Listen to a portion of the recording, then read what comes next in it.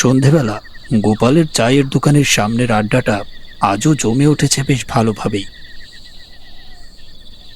হারান খুড়ো আর নগেন খুড়ো দুজনেই দোকানের সামনের বেঞ্চিটাতে বসে আছে, আর দোকানের ভেতরে দাঁড়িয়ে আছে গোপাল। গোপালের পাশেই উনুনে চায়ের কেটলিটা রাখা, তাতে টকবক করে ফুটছে গরম জলের ভেতরে চা পাতাগুলো। হ্যাঁ রে নগেন, কিছুদিন তোকে সেভাবে দেখা গেল না, কোথাও গিয়েছিলি নাকি? আরে না গো হারান্দা, কোথায় আর যাবো বলো? কোথাও যাওয়ার মতো কপাল কি আর আমার আছে? ওই শরীরটা একটু খারাপ হয়েছিল, তাই বাড়িতেই ছিলাম। বলিস কি রে? তা তোর শরীরের এখন কি অবস্থা? সব ঠিকঠাক আছে তো? এখন আছি মোটামুটি। এই বুড়ো বয়সে আর কত ভালো থাকবো বলো? তাদের কথার মাঝেই দোকানের সামনে এসে দাঁড়ালো বিকাশ, শ্যামল আর বিশু। তারা দোকানের সামনে এসে সোজা দোকানের আরেক পাশের বেঞ্চিটাতে গিয়ে বসলো। এই তোমরা কি নিয়ে কথা বলছো গো খুড়ো? আমাদের একটু বলো, আমরাও শুনি। ও তেমন কিছুই না, বুড়ো মানুষদের যেমন আলোচনা হয় সেই সবই হচ্ছিল। তা তোরা আজ আসতে এত দেরি করলি যে? আরে শ্যামলদা আর বিকাশদাকে তো চেনই, একবার তাস নিয়ে বসলে আর উঠতেই চায় না। তা যা বলেছিস, এদের এই অভ্যাস কানা আমারও বেশ বিরক্ত লাগে। হারান খুড়ো আর বিশুকে থামিয়ে দিয়ে কথা বলতে শুরু করলো নগেন খুড়ো। আরে ছাড়ো তো এসব, আমি কি বলছি শোনো। আমার মাথায় একটা খাসা বুদ্ধি এসেছে। কি ব্যাপার গো নগেন খুড়ো, আজকাল তোমার মাথায় দেখছি খাসা বুদ্ধিও আসছে। কেন রে ছোকরা, আমার মাথায় কি বুদ্ধি নেই নাকি? হ্যাঁ, আহ বিকাশ, একটু থাম দেখি। তুমি বলো গো খুড়ো, কি বুদ্ধি এসেছে বলো তো? আচ্ছা আমি বলছিলাম কি, সবাই মিলে কাছে ধারে কোথাও একটা থেকে ঘুরে আসি, সাথে একটু খাওয়া দাওয়াও হলো, একটু হাওয়া খাওয়াও হবে। বাহ খুড়ো, বাহ বাহ, তোমার মাথায় দেখছি আসলেই খাসা খাসা বুদ্ধিও আছে। তুমি কি বলছো গো হারান খুড়ো, যাবে? যাওয়া যায়, কিন্তু কোথায় যাবি? ও হারান খুড়ো, তোমরা হাড়ুর বিলের মাঠে যেতে পারো, কিন্তু শুনেছি বিলে এখন বেশ জল উঠেছে, আর মাঠখানাও সবুজে ভরে উঠেছে। সেখানে পিকনিক করলে বেশ হবে। হ্যাঁ গো খুড়ো, গোপালদা একদম ঠিক কথা বলছে। গত পরশু আমাদের কয়েকজন বন্ধু সেখানে গিয়েছিল, খুব সুন্দর নাকি জায়গাটা। কিন্তু সেখানে তো একটা শ্মশান ঘাট আছে। তাতে কি হয়েছে? এসব কোনো ব্যাপার না। হ্যাঁ রে গোপাল, এই তুই যাবি নাকি? চল চল, কাল বিকেলে সকলেই সেখানে গিয়ে ঘুরে আসি। না গো খুড়ো, দোকান ফেলে আমার যাওয়া হবে না, তোমরা যাও। ঠিক আছে ঠিক আছে, তবে ওই কথাই রইল, আগামীকাল বিকেলে আমরা সকলেই হাড়ু বিলে যাচ্ছি। হারান খুড়োর কথা মতো সকলে আগামীকাল বিকেলে হারুর বিলে যাওয়ার জন্য রাজি হয়ে গেল।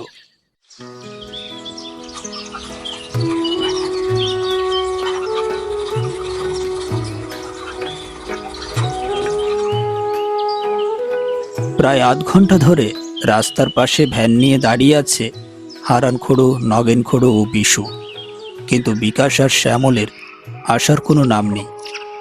এদিকে ভ্যান চালক নিমাই ও কানাই বারবার তাগাদা দিচ্ছে হারান খুড়োদের, এতে যেন আরো রেগে যাচ্ছেন হারান খুড়ো। ও খুড়ো, তোমাদের আর কতক্ষণ লাগবে বলো তো? সেই আধ ঘন্টা ধরে এখানে দাঁড়িয়ে আছি, তোমরা দেখি যাওয়ার নামই করছো না। আরে এই একটু দাঁড়া না রে, এত তাগাদা দিচ্ছিস কেন রে? তোরা মনে হয় ভাড়া নিবি না?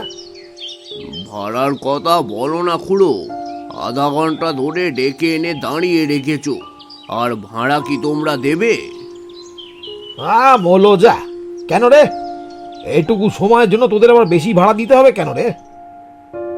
তাহলে আর দেরি করো না গো খুড়ো, এরপর কিন্তু আমরা চলে যাব। আহ, এই তোমরা একটু থামো তো বাপু। কোথাও যেতে ধরলে এমন একটু সময়ের কম বেশি হয়, তার জন্য এমন করতে হবে নাকি? কানাই হারানখোড়ুর কথার জবাব দিতে যাবে এমন সময় হাসি মুখে তাদের সামনে এসে দাঁড়ালো শ্যামল ও বিকাশ। তাদের দুজনকে হাসতে দেখে যেন রেগে আগুন হয়ে গেলেন হারানখোড়ো। বললেন, তোদের আক্কেল দেখে আমি তাজ্জব বনে যাচ্ছি রে শ্যামল।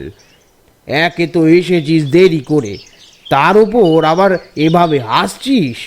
বলি কি, তোদের কি কখনোই সময় জ্ঞান হবে না? ওই একটু দেরি হয়ে গেল। আচ্ছা চলো চলো, এসব কথা বলে আর সময় নষ্ট করো না। ও খুড়ো, আরে কে কোন ভ্যানে উঠবো বলো তো? তোরা তিনজন কানাইয়ের ভ্যানে চলে যা, আমি আর নগেন সমস্ত জিনিসপত্র নিয়ে নিমাইয়ের ভ্যানে করে আসছি। আচ্ছা ঠিক আছে। এরপর আর সময় নষ্ট না করে যে যার মতো ভ্যানে উঠে সামনের দিকে যাত্রা শুরু করলো তারা সকলেই। হ্যাঁ, মাঝে মাঝে এমন শৈশবের স্মৃতি মনে করা ভালো, বুঝলে? এতে মনের ভেতর এক অনাবিল আনন্দ পাওয়া যায়, কি তাই না?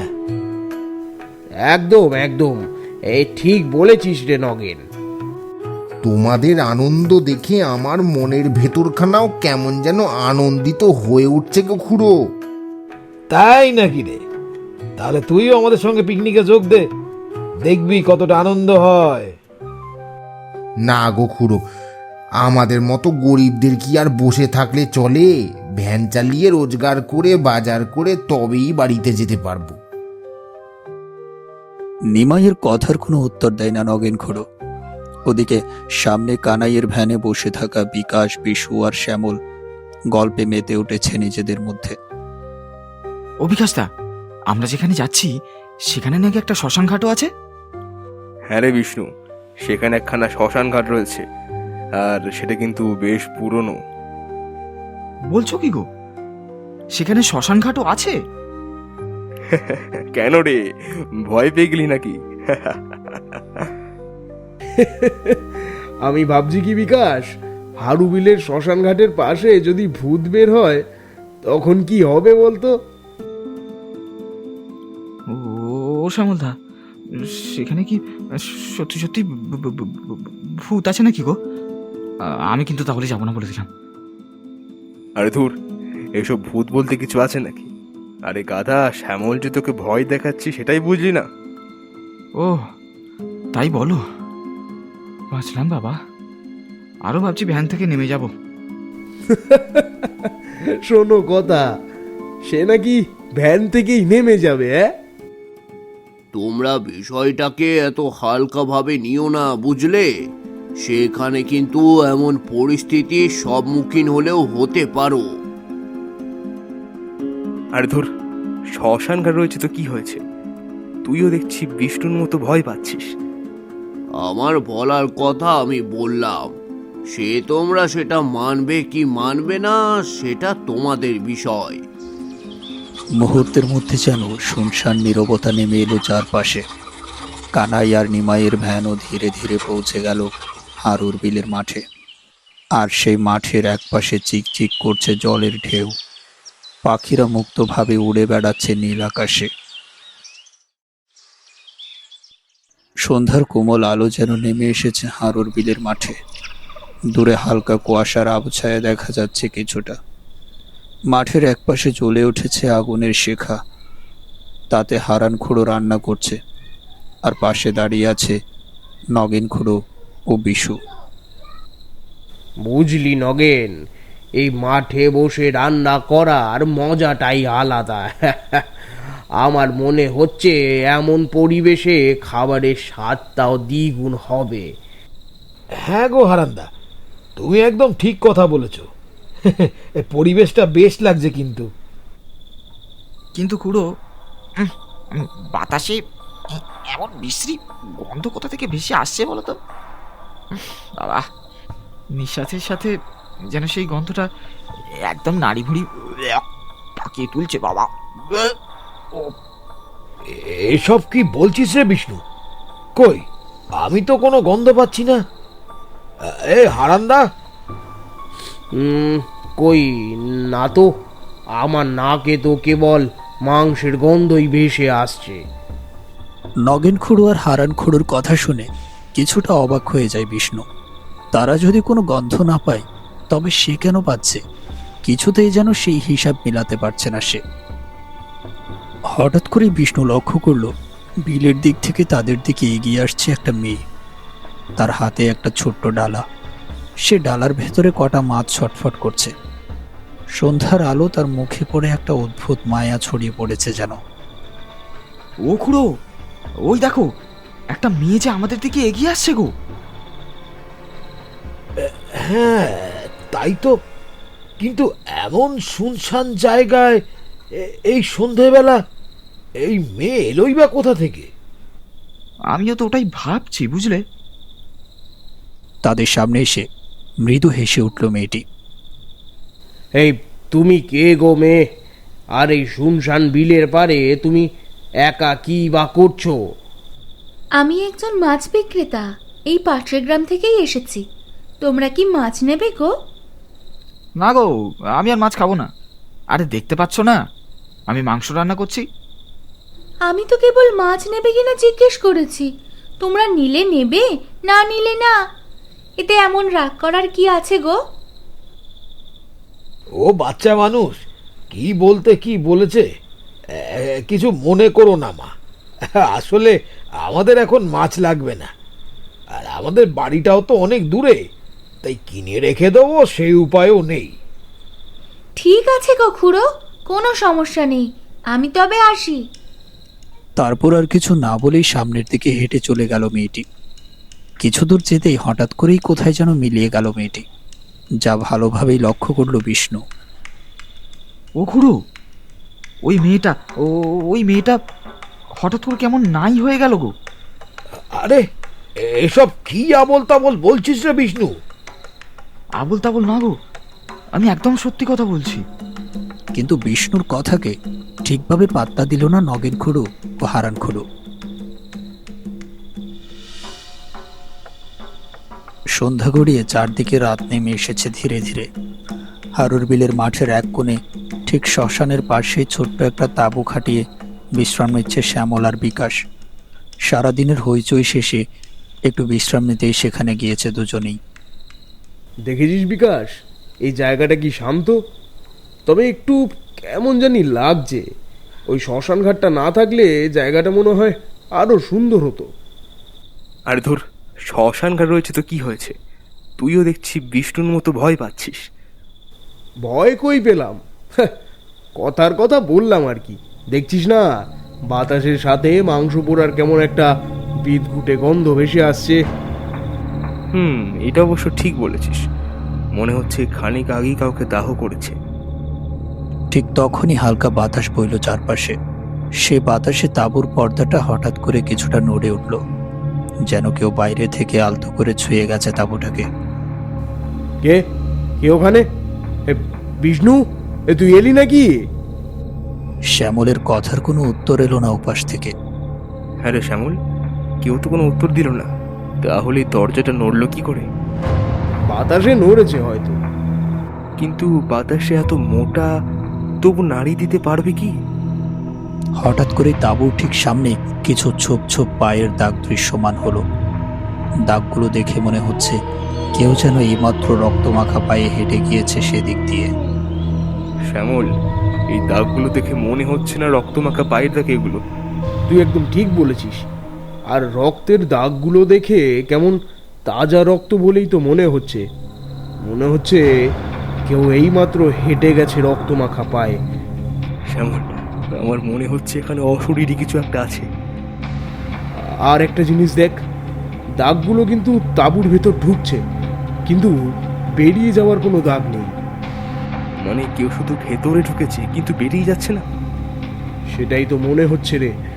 এই যে কেমন একটা শব্দ হচ্ছে, তুই কি শুনতে পাচ্ছিস বিকাশ?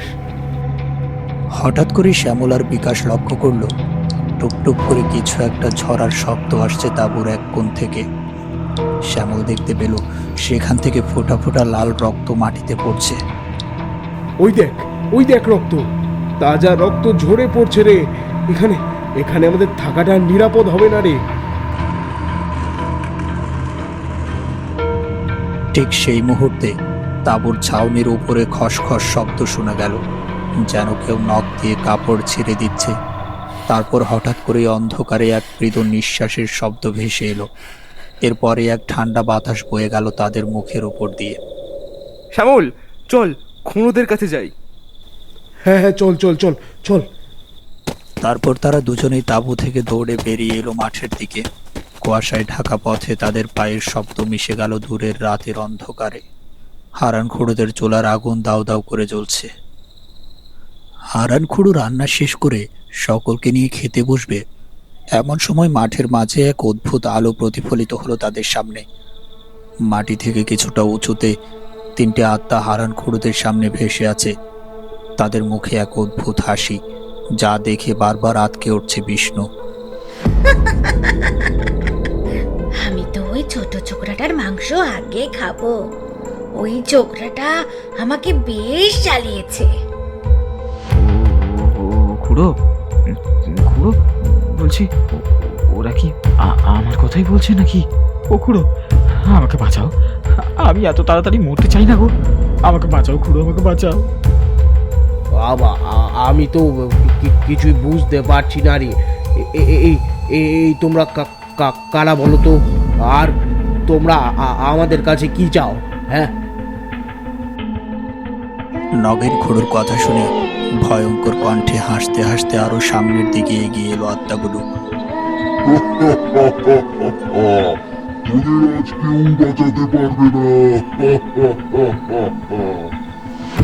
ক্ষমা ক্ষমা করো, তোমরা আমাদের ক্ষমা করো।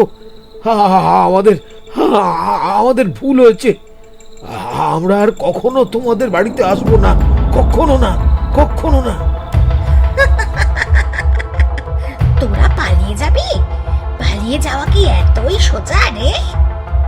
খুড়ো, এই হাতের গলাটা কেমন যেন চেনা চেনা লাগছে গো। হ্যাঁ তো, ওই যে মাছ বিক্রি করতে এসেছিল মেয়েটা, ও তো সেই মেয়েটাই গো। তুই একদম ঠিক ধরেছিস রে। এই জন্যই তো তোকে আমার এত ভালো লেগেছে। আমি আজ তোকে খাবোই খাবো। তোর হাড়গুলো চিবোতে যে কি মজা লাগবে। ও হারান খুড়ো, আমাকে মেরে ফেলবে বলছে। ও খুড়ো, বাঁচাও, বাঁচাও আমাকে। না না, তোমরা ওকে মেরো না, আমরা এই মুহূর্তে এখান থেকে চলে যাব। ভয়ঙ্কর কণ্ঠে হাসতে হাসতে একটি আত্মা লম্বা নখওয়ালা হাত দুটো বাড়িয়ে দিল বিষ্ণুর দিকে। বিষ্ণুর গলায় তার নখ বসে যেতেই গল গল করে রক্ত বেরোতে লাগলো। অমনি চিৎকার করে মাটিতে লুটিয়ে পড়ল বিষ্ণু। আজ তুই শেষ রে। আজ আমি তোকে না খেয়ে শান্ত হব না। আজ তোর রক্তেই আমার পিপাসা মিটবে।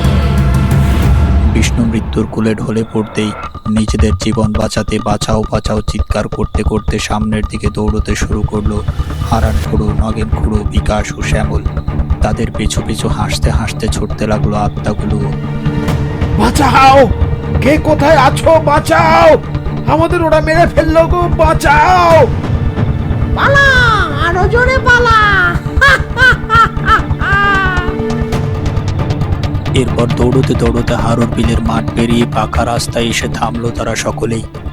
সেই সাথে আত্মাগুলোর চিৎকারও যেন হাওয়ায় মিলিয়ে যেতে লাগলো ধীরে ধীরে। রাস্তার এক পাশে এসে দাঁড়ালো হারানখুড়ো, নগেনখুড়ো, বিকাশ ও শ্যামল। সেখানে এক মাচায় আগে থেকেই বসেছিল কানাইবাবু, নয়ন ও গোপাল। এ কি, কে আপনারা? আর এত রাতে আপনারা আসছেন বা কোথা থেকে? আর আপনারা তো হাঁপাচ্ছেন কেন? আমরা আমরা হারুবিল থেকে আসছি। হারুর বিল? তামশাই, হারুর বিলে আপনারা এত রাতে করছিলেনই বা কি? সেখানে তো দিনের বেলাতেই মানুষের যাওয়ার সাহস হয় না। আমরা সেখানে পিকনিক করতে গিয়েছিলাম। সন্ধে থেকে সব ভালোই ছিল। আমরা রান্না বান্না করলাম। খাওয়ার আগ মুহূর্তে হঠাৎ হঠাৎ করে কি থেকে কি ঘটে গেল আমরা বুঝতেও পারলাম না। আরে মশাই, আপনারা একটু খোঁজ খবর নিয়ে আসবেন না। সেখানে কেউ গেলে বেঁচে ফেরে না। আপনাদের তো ভাগ্য ভালো যে আপনাদের সাথে কিছুই ঘটেনি। আমাদের সাথে এমন কিছুই ঘটেছে। আমাদের সাথে বিষ্ণু নামের একজন ছিল, যাকে তারা মেরে ফেলেছে। আরে মশাই, আপনি নিজের জীবন নিয়ে আসতে পেরেছেন, এটাই অনেক মনে করেন। আর এখানে বেশিক্ষণ থাকবেন না, চলে যান এখান থেকে, চলে যান। ও খুঁড়ো, আর দেরি করো না গো, চলো শিগগিরই চলো, এখানে আর দাঁড়িয়ে থেকো না। হ্যাঁ হ্যাঁ, চল চল চল, তাই চল। লোকগুলোর কথা শুনে আরও ভয়ে আঁতকে উঠল শ্যামলরা। আর একটুও দেরি না করে সামনের দিকে হাঁটতে শুরু করলো তারা সকলেই।